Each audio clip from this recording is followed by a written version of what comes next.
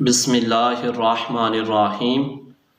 کل جیسا کہ میں نے آپ کو بتایا تھا کہ انشاءاللہ العزیز ہم احادیث سے مبارکہ کا سلسلہ شروع کر رہے ہیں۔ آج پہلی حدیث مبارکہ آپ کی خدمت میں پیش کروں گا، جس کو امام بخاری رحمۃ اللہ علیہ نے اپنی کتاب بخاری شریف میں 3535 نمبر پر درج کیا ہے، اور امام مسلم رحمۃ اللہ علیہ نے مسلم شریف میں 2286 نمبر پر اس حدیث مبارکہ کو درج کیا ہے۔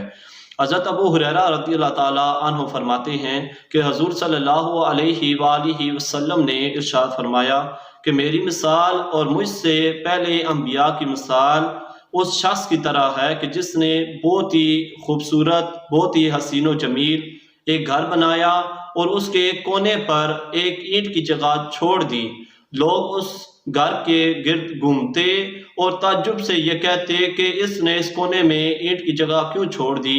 تو حضور صلی اللہ علیہ وآلہ وسلم نے ارشاد فرمایا کہ وہ اینٹ میں ہوں اور میں خاتم النبیین ہوں۔